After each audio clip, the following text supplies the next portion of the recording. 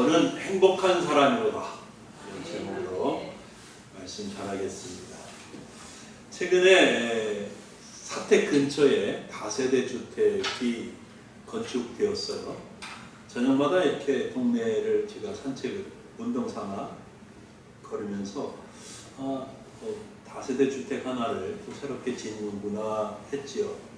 그러다가 맨날 뒤로만 이렇게 다니는데 지난주에 그 앞으로 이렇게 지나가게 되었는데 다세대 그 주택 이름이 그 입구에 써져 있었습니다.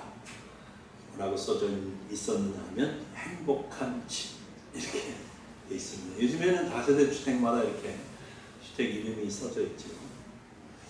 다 입주한 것 같지는 않았는데 지나가면서 짧게 기도했어요. 하나님, 이 집에 입주해서 살 사람들이 행복하게 살게 해주세요. 기도하고 지나갔습니다. 우리 교회 들어올 때 당신은 행복하십니까? 라는 그 질문 보시죠. 행복하십니까? 네. 아멘. 자, 신명기 33장 1절 말씀입니다. 하나님의 사람 모세가 죽기 전에 이스라엘 자손을 위하여 축복합이 이러하니라 이렇게 기록되어 있어요. 그래서 신명기 33장은 모세가 죽기 전에 이스라엘 12지파를 한 지파 한 지파 이름을 부르고 축복해 주는 그 축복 기도를 기록하고 있습니다. 12지파에 대한 축복을 다 마친 후에 모세가 오늘 우리가 같이 읽은 본문 말씀을 뒤에 덧붙인 것입니다. 모세는 마지막 29절에서 말했습니다. 이스라엘이여, 너는 뭐한 사람이로다? 행복한 사람이로다. 그랬습니다. 그래서 29절 중심으로 오늘 여러분에게 말씀을 전하도록 하겠습니다. 자, 여기서 이스라엘은 물론 야곱의 12아들로 12지파를 이룬 이스라엘 백성 전체를 일컫고 있습니다. 그래요? 이스라엘 12지파를 말하는 거예요? 그러면 이 본문이 오늘 우리와 무슨 상관이 있나요? 상관없는 거 아닌가요? 상관이 있습니다. 왜요? 지금은 저와 여러분이 이스라엘이기 때문입니다. 아멘. 믿으시죠? 지금은 우리가 이스라엘이에요. 물론 혈통적으로 유대인인 이스라엘도 이스라엘이고 우리도 이스라엘입니다. 물론 혈통적으로 우리는 유대인이 아니지만 예수 그리스도 안에서 영적인 이스라엘이 되었습니다. 할렐루야. 사도 바울이 에베소서에서 말하고 있죠. 우리는 영적으로 아브라함의 후손이 되었고 하나님의 언약 백성이 되었습니다. 그래서 본문은 이제 우리가 상관없는 말씀이 아니라 바로 우리에게 하고 계시는 말씀이다. 이렇게 믿음으로 받아들일 수 있어요. 아멘. 자, 그러면 다시 한번 질문 하나 드리겠습니다. 이스라엘아, 너는 행복한 사람이로다 라고 했는데 여러분 행복한 사람들 맞습니까? 네. 아멘. 너무 좋아요. 네. 만일 근데 지금 대답 다 안 하셨거든요. 대답 안 하신 분들이 그렇다는 건 아니지만 만일 글쎄요 목사님 제가 정말 행복할까요? 그렇게 행복한 사람 같지는 않은데요. 이런 생각이 들면 분명히 여러분의 행복의 기준은 세상이 말하는 행복의 기준에 맞춰져 있기 때문에 그럴 거예요. 사람들이 생각하는 행복의 기준은 개인차가 있죠. 가치관이나 문화나 또 환경에 따라서 다를 수 있는데 대개 공통적으로 10가지를 대면 이런 것들이에요. 첫째, 물질적 안정. 그죠? 두 번째, 건강. 세 번째, 가족과 사랑. 네 번째는 좋은 인간관계, 다섯 번째는 자아 실현, 여섯 번째는 자유와 자율성, 일곱 번째는 일과 삶의 균형, 여덟 번째는 긍정적인 정서, 아홉 번째는 사회적으로 인정받는 것, 열 번째는 안정된 환경. 이런 것들이에요. 그죠? 자, 이런 기준으로 행복 여부를 결정한다면 행복하다라고 말할 수 있는 사람이 몇 사람이나 될까? 그죠? 또 이런 기준을 가지고 생각해보면 우리가 저 사람은 정말 행복할 것 같아 라고 생각하는 사람도 정작 본인에게 행복하십니까? 물어보면 글쎄요, 할 거야. 드물지요. 왜냐하면 인생은 그 누구의 인생이라도 다 나름의 문제와 어려움을 안고 있기 때문입니다. 물론 한 사람의 삶에서 이 10가지 기준에서 맞는 것도 있어요. 몇 가지 맞는 것도 있고 잘 되는 것도 있고 좋은 것도 있죠. 그죠? 그런데 다 10가지가 다 흡족하게 만족스러운 것은 아니거든요. 누구에게나 몇 가지 아니면 정말 한두 개라도 너무 안 맞는 힘들고 어려운 그런 조건에 있거든요. 그러면 나는 행복합니다 라고 느끼기가 어려워요. 왜냐하면 우리는 내가 가지고 있는 좋은 것보다도 뭐에 집중을 해요? 잘 안 되는 거, 힘든 거, 어려운 거, 불만족스러운 거, 거기에 마음이 꽂히기 때문에 너무 힘들다 이런 생각을 하게 되는 거죠. 그래서 말씀을 드릴 수 있는데 일반적인 행복의 기준이 다 충족된 삶을 살면서 저는 정말 행복합니다 라고 말할 수 있는 사람이 거의 없다. 정말 아주 잘 말해도 정말 많이 없다. 그렇게 말씀드릴 수 있을 것 같습니다. 자, 그러면 한번 생각해 보자고요. 모세 시대의 이스라엘 백성들에게는 위에서 말한 10가지 정도의 이 행복의 기준이 다 만족스럽게 충족되었을까요? 어떻게 생각하십니까? 다 충족이 되기 때문에 모세가 이스라엘이여 너는 행복한 사람이로다 이렇게 말했을까요? 그렇지 않습니다. 그렇지 않죠. 사실 이스라엘은 참 고되게 지금까지 살아온 게 맞아요. 그죠? 우리가 알고 있는 대로 이스라엘은 430년 동안 애굽에서 종으로 살았어요. 종으로 살면서 중노동에 시달렸지. 마지막이 되었을 때 거의 430년이 차갈 때는 아들을 낳으면 마음대로 키울 수가 없었어요. 아들을 낳으면 죽이라고 명령했거든요. 바로가. 그죠? 출애굽한 후에는 어떻습니까? 애굽에서 나왔으니까 이제 그들이 편안한 게 쉬웠습니까? 안정되게 살았습니까? 어디에 정착하고? 그렇지 않거든요. 그들은 광야에서 지내면서 계속 목마름과 굶주림과 싸워야 했고요. 수시로 이방 민족의 공격을 받았어요. 한 곳에서 안정된 삶을 살지 못했고 계속 이동하고 또 이동하고 이동하는 그런 40년 세월을 보냈다는 거죠. 그런 이스라엘을 향해서 모세는 지금 뭐라고 얘기하는 거예요? 너는 행복한 사람이로다. 그렇게 말합니다. 자, 이 말을 들으면서 이스라엘 백성들이 아멘. 몇 사람이 아멘 그랬을까요?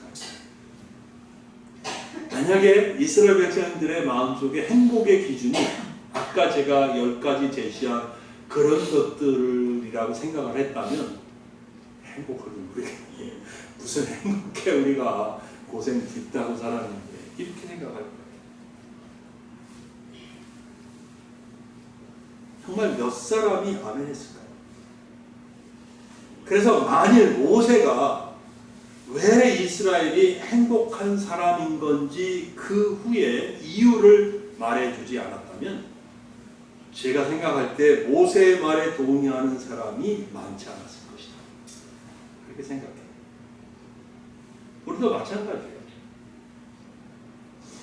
지금 제가 우리는 행복한 사람입니다. 사실 이 얘기를 하고 싶은 건데 우리가 행복한 사람인 그 이유를 오늘 본문에 기초해서 제가 여러분에게 말씀드리지 않으면 우리도 똑같이 세상적인 기준에 맞춰서 내가 내가 행복할 게 뭐 있어 내가 뭐 내놓을 게 뭐 있다고 내가 잘할 게 뭐 있다고 내가 행복해 이런 생각을 할 수밖에 없을 거예요. 왜냐하면 세상이 말하는 행복한 사람의 기준에 부합하는 사람은 사실 조금 전에도 말씀드렸지만 드물기 때문입니다. 자, 그러면 모세는 이스라엘이 행복한 사람이라고 말했는데 그 이유를 말해주고 있습니다. 그 이유가 무엇일까요? 아까 말씀드린 대로 29절을 중심으로 보면 첫 번째, 이스라엘은 하나님의 구원을 받은 백성이기 때문에 행복합니다. 아멘. 네. 그죠? 자, 많은 나라와 민족이 있었지만 하나님은 이스라엘을 선택하셨습니다. 하나님이 이스라엘을 왜 선택하셨을 것 같아요? 잘 몰라요? 사실 성경에 있거든요. 신명기 7장 6절로 8절에 보면 기록이 되어 있습니다. 한번 가볼까요? 우리 이거는 정말 중요하니까 신명기 7장 6절 찾아보시기 바랍니다. 신명기 7장 6절 몇 장만 앞으로 넘기면 될 거예요.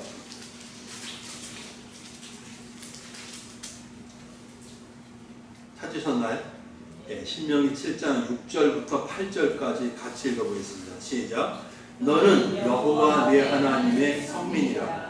네 하나님 여호와께서 지상 만민 중에서 너를 자기 기업의 백성으로 택하셨느니 여호와께서 너를 기뻐하시고 너희를 택하심은 너희가 다른 민족보다 수요가 많기 때문이 아니니라. 너희는 오히려 모든 민족 중에 가장 적으니라.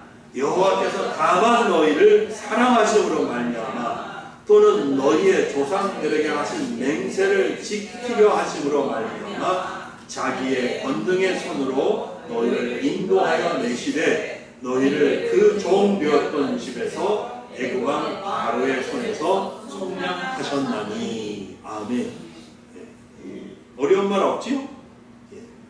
하나님께서 많은 민족 중에 이스라엘을 택하신 것은 이스라엘이 수요가 많아서가 아니라고 말씀합니다. 즉 이스라엘이 큰 민족, 대단히 거대하고 힘있는 민족이어서가 아니라는 거예요. 다시 말하면 조금 더 우리가 확대해서 생각을 해보면 이스라엘이 다른 민족에 비해서 뭔가 탁월함이 있고 우수한 민족이고 힘이 강대한 민족이기 때문에 택하신 것이 아니라는 말씀입니다. 오히려 이스라엘은 가장 적은 민족이라고 말하고 있죠. 그러니까 가장 약한 민족이었어요. 사실 그 당시에 다른 민족들보다 가장 힘이 없는 부족하고 연약한, 우리 오늘 제집사님이 말씀하신 것처럼 기도하실 때 말씀하신 것처럼 부족하고 연약한 민족이었어요. 그럼에도 이스라엘을 택하신 것은 왜요? 하나님이 이스라엘을 사랑하셨기 때문에. 할렐루야. 너무 감사한 일이죠. 또 조상들에게 하신 약속을 지키시기 위해 애굽에서 종살이를 하던 이스라엘을 자기 힘으로 건져내셨다라고 말씀하고 있습니다. 간단히 말해서 이스라엘이 훌륭한 민족이라 하나님의 선택을 받아 구원받은 것이 아니라 뭐예요? 하나님이 사랑하셨기 때문이라는 거예요. 마찬가지죠, 여러분. 이 세상에 수많은 사람들이 살고 있는데 저와 여러분이 선택을 받았어요. 자, 저와 여러분, 우리가 선택을 받아서 구원을 받은 것은 도대체 무슨 이유 때문일까? 생각해 보신 적 있나요? 다른 사람보다 성격이 좋아서? 교인 중에 성격이 못되고 아주 더러운 사람들 많아요, 솔직히. 다른 사람보다 능력이 많아서? 아니잖아요. 다른 사람보다 학식이 많아서? 아니죠. 집안이 좋아서? 가문이 훌륭해서? 아닙니다. 그런 게 아니죠. 사도 바울이 고린도 교회에 보낸 편지에서 성령의 감동으로 이런 말을 했어요. 고린도전서 1장 26절입니다. 형제들아, 너희를 부르심을 보라. 그렇게 말해놓고 육체를 따라 지혜로운 자가 많지 아니하며 능한 자가 많지 아니하며 문벌 좋은 자가 많지 아니하도다. 그러니까 고린도 교회를 구성하고 있는 성도들도 뭐 가문이 좋거나 능력이 많거나 지혜가 있거나 그런 성도들이 많지 않다는 거예요. 오히려 세상에서 부족하고 연약한 그런 사람들이 훨씬 많다는 거죠. 그런데도 하나님이 택하셨어요. 놀라운 일이죠. 솔직히 말해서 세상에서 잘난 사람 순서대로 하나님이 선택을 하신 거다. 잘난 순서대로 선택을 받는다라면 저는 선택 못 받았을 거예요. 우리 모두 선택받을 수 없었을 거예요. 그러나 비록 세상에서 약하고 내세울 것 없지만 하나님은 우리를 사랑하셔서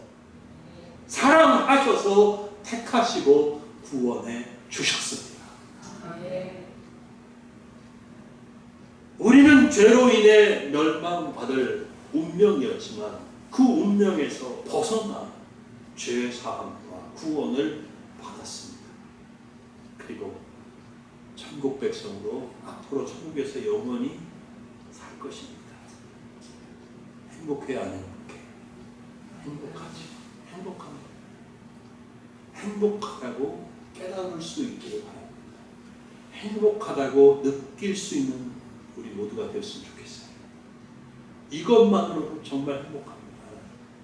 이 땅에서 짧은 70년, 80년은 조금 어렵게 살 수 있지만 하나님, 내가 그래도 구원받아서 천국에 가서 영생 복락을 누리면서 영원히 살 수 있다는 사실 앞에 하나님 너무 감사합니다, 행복합니다 라고 고백할 수 있는 우리 모두가 될 수 있기를 바랍니다.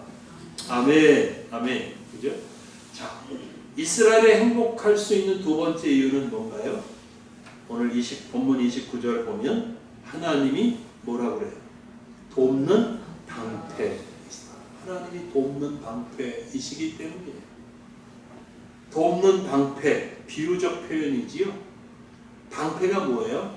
옛날에 전쟁할 때 오른손에는 칼을 들고 왼손에는 방패를 들고 싸웠어요. 적이 공격을 하면 막아내고 자기를 보호하는 그런 게 방패예요. 그러니까 상징적인 거죠. 자기를 보호하는 상징인 거예요. 이런 의미의 방패가 돕는 방패, 이렇게 해서 돕는이라는 말과 결합되었어요. 그리고 돕는 방패를 하나님에 비유하고 있어요. 하나님이 돕는 방패라고 표현하고 있어요. 하나님이 자신의 백성을 안전하게 지켜주시고 도와주신다는 그런 의미죠. 할렐루야. 예. 얼마나 좋은 거예요. 나한테 방패가 있어요. 그래서 날아오는 화살을 막아내고 나를 향해 찔러 들어오는 창을 막아내면서 나를 지킬 수 있고 나를 보호할 수 있다면 그건 얼마나 좋습니까? 그런데 우리에게 그 방패가 있어요. 그리고 그 방패는 누구예요? 하나님이죠. 하나님이 나를 다 막아주신다는 거 아닙니까? 네? 얼마나 행복한 일인 거예요. 자, 본문 26절 한번 보세요. 같이 읽어보겠습니다. 본문 26절이에요. 시작. 여수론이여 하나님 같은 이가 없도다. 그가 너를 도우시려고 하늘을 타고 궁창에서 위엄을 나타내시는도다. 아멘.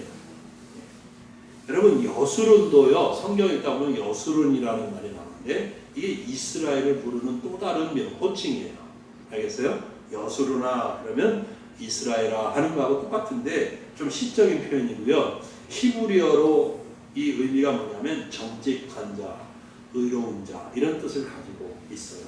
그래서 이 여수른이라고 하는 이름은 하나님과의 관계에서 이스라엘의 이상적인 모습을 나타내기 위해 사용된 이름인 거예요. 그리고 이스라엘에게 주어진 애정어린 호칭이다. 이렇게 이해를 할 수 있습니다.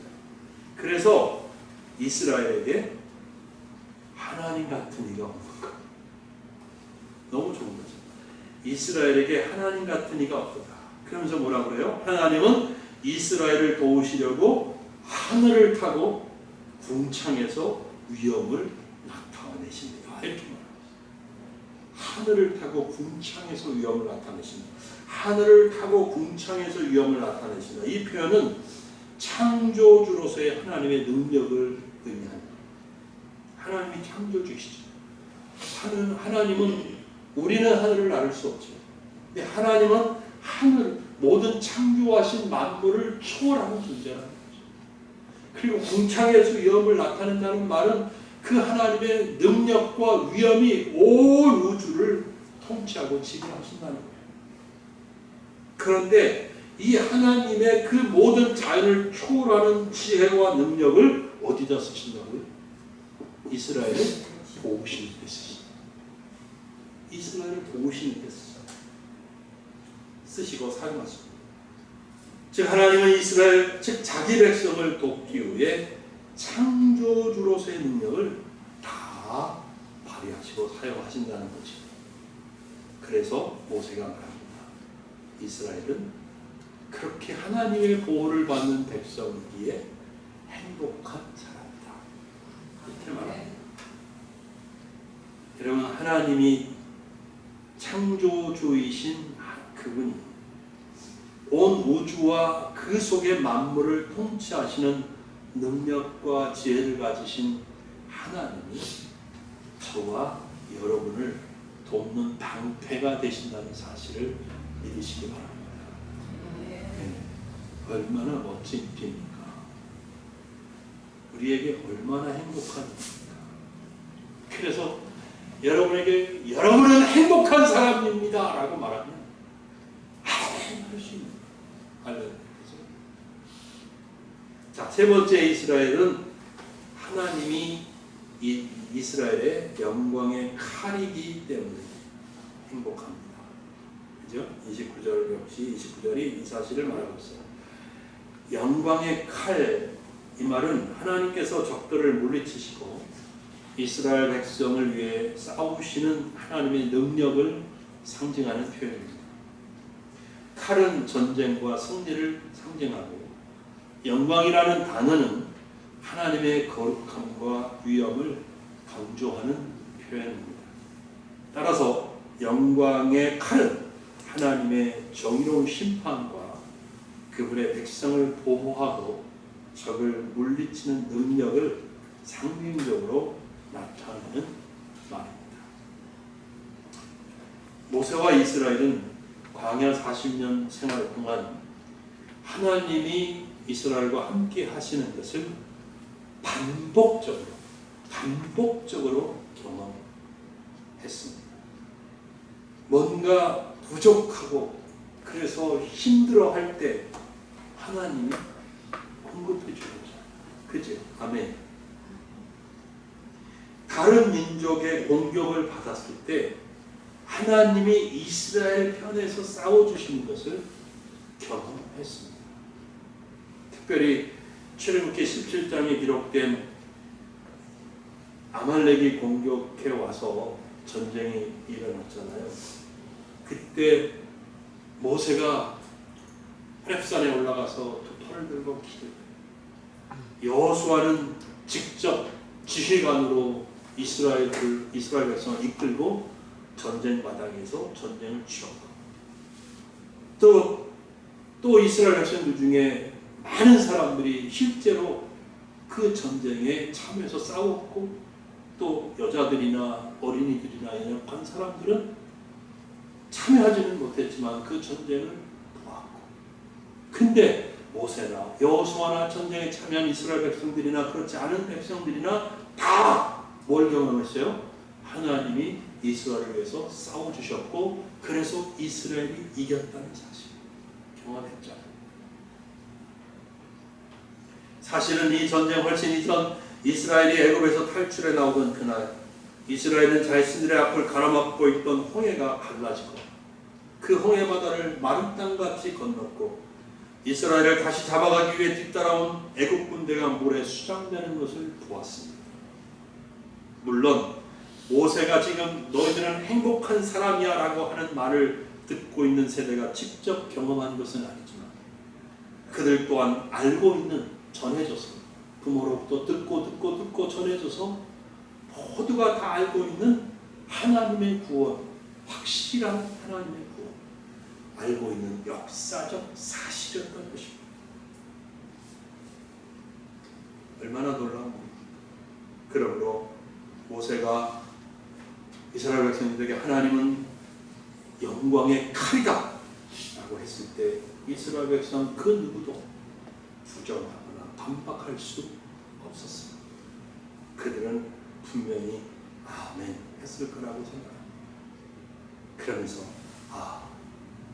우리들은 행복한 사람 맞구나, 모세가 너희는 행복한 사람이다 라고 할 때 우리가 행복한 사람 맞구나 라고 느꼈을 거예요.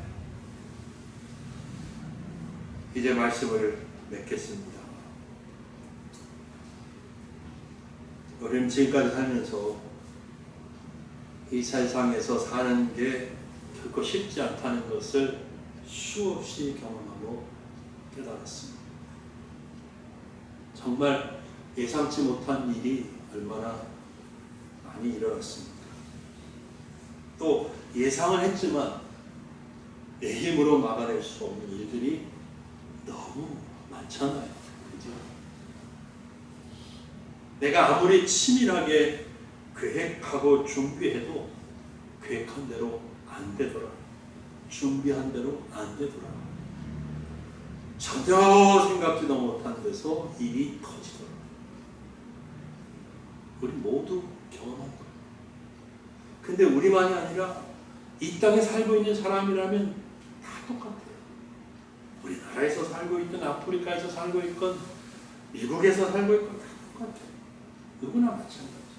그런 연약한 인생들에게 구원자가 있고 돕는 방패가 있고 나를 도우시는, 나를 보호하시는 영광의 칼이 있다면 이 얼마나 좋고 또 감사한 일입니까? 그런 은혜와 축복을 받는 사람이 누굽니까? 바로 여러분. 바로 여러분. 저와 여러분. 예수 그리스도를 구주로 믿는 하나님의 자녀된 저와 여러분입니다. 그러므로 우리는 행복한 사람들입니다. 아멘. 내일부터 아침에 일어나면 나는 행복한 사람이다 라고 외치시기 바랍니다. 그냥 마인드 컨트롤 하라고 하는 게 아니에요. 그냥 긍정적 사고를 하면서 살라고 하는 그런 말이에요. 나는 하나님의 아들이고 딸이기 때문에 행복한 사람이다. 그렇게 믿음을 가지고 외치시라고 말씀을 드리는 겁니다. 여러분, 인생은 자신의 삶을 어떻게 해석하고 사느냐에 따라서 많이 달라진다고 생각해요. 아니, 전혀 다른 삶을 살 수 있다고 생각합니다. 나는 왜 이렇게 힘들지? 나는 왜 이렇게 고난이 많지? 왜 내 인생만 이렇게 되는 일이 없지? 왜 나는 다른 사람처럼 못 살지? 이런 생각을 하면 결코 행복할 수 없어요. 그러나 생각을 바꾸면 달라지죠. 내가 하나님을 믿는 믿음을 가지면 인생이 달라지는 겁니다. 나는 연약한 인생이지만 창조주 하나님이 내 아버지시다. 나의 구원자시다. 나를 돕기 위해 모든 것을 다 쓰신다. 창조주의 전지전능한 능력을 다 쓰셔서 하나님 나를 돕는 방패가 되신다. 아멘. 내가 어딜 가든지 뭘 하든지 하나님 나와 함께 해주신다. 혹 나를 대적하는 적이 있다면 하나님이 싸워주신다. 아멘. 이런 확신을 가지고 여러분의 인생을, 여러분의 삶을 해석하면서 매일매일 사실 수 있길 바랍니다. 그러면 저와 여러분은 이 세상 그 누구보다도 행복한 사람입니다. 아멘.